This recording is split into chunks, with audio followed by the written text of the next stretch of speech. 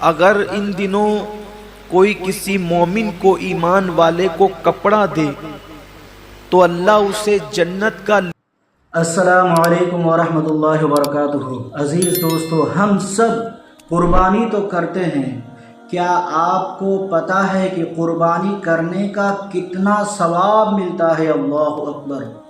آج ہم اس ویڈیو میں یہی جاننے والے ہیں کہ کتنا ثواب ملتا ہے، تو ویڈیو کو پورا دیکھنا، اس کی بالکل بھی مت کرنا۔ آئیے بنا کسی دیری کے ویڈیو کو شروع کرتے ہیں۔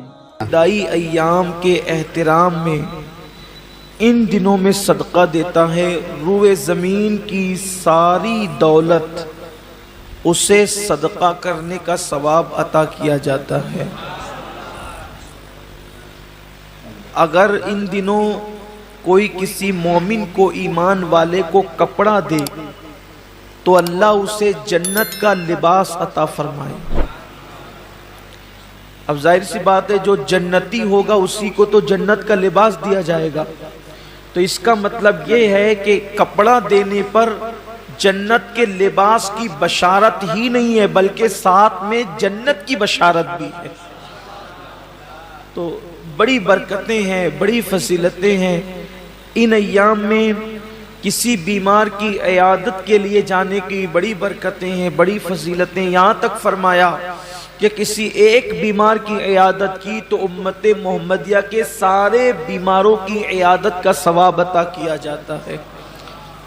اس لیے یہ دن بڑے مبارک ہیں، اور اب جو شب شروع بھی ہے تو یہ وہ شب ہے کہ حاجی اس وقت مینا کے میدان کی طرف روانہ ہو رہے ہوں گے لبیک کی صدائیں پڑھتے ہوئے۔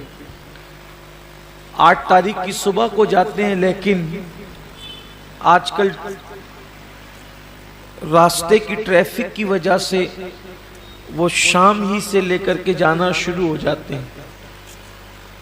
بہت کرم ہوتا ہے ان راتوں میں، اور میرے اللہ کی شان سے یہ بہت بعید ہے کہ وہ مخصوص لوگوں پہ کرم کرے اور بقیہ لوگوں کو محروم کر دے۔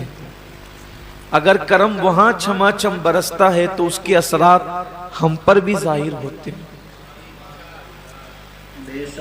بہت برکت والے دن ہیں، بڑی برکت والی راتیں ہیں، اور اب ہمارے یہاں ہندوستان کی تاریخ کے حساب سے کل ہی سے انشاءاللہ تبارک و تعالی جو ہے وہ تشریق کے معاملات شروع ہو جائیں گے، اور 9ویں کی فجر ہی سے انشاءاللہ تبارک و تعالی تکبیر تشریق کا ماحول ہوگا، اور پھر اس وقت پوری امت اور ہم سب وہ عظیم عبادت جسے قربانی کہتے ہیں اس کی تیاریوں کے اندر مصروف ہے۔ قربانی جسے کہا جاتا ہے، یہ حضرت ابو الانبیاء سیدنا ابراہیم علیہ السلام کی سنت ہے۔ ویسے تو جب سے اللہ تعالیٰ نے حضرت انسان کو پیدا کیا ہے اسی دن سے قربانی کا سلسلہ ہے، اور یہ جو قربانی ہے گویا کہ یہ بندوں کا امتحان ہے، اللہ کی طرف سے بندوں کا امتحان ہے کہ بندہ جان، مال اور اولاد میں ان سے زیادہ پیار کرتا ہے یا مجھ سے زیادہ پیار کرتا ہے۔ یہ امتحان ہے اللہ کی طرف سے، آزمائش ہے۔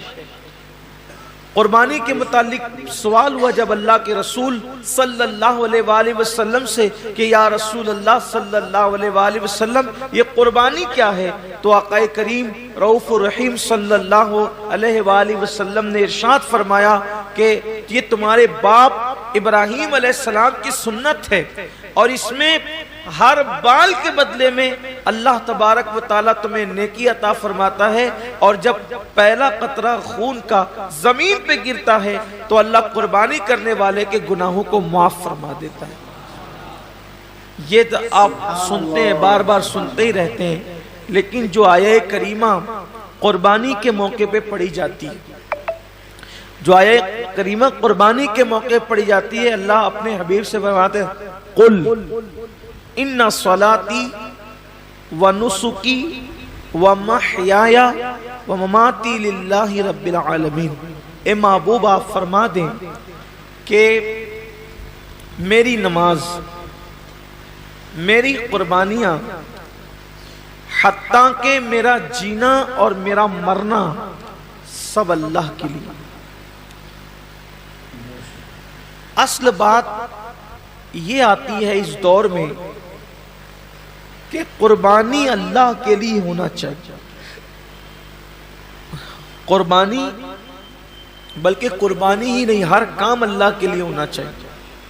سبحان اللہ۔ عزیز دوستو، امید کرتے ہیں کہ آپ سمجھ گئے ہوں گے کہ قربانی کرنے پر اللہ رب العزت کتنا ثواب عطا فرماتا ہے۔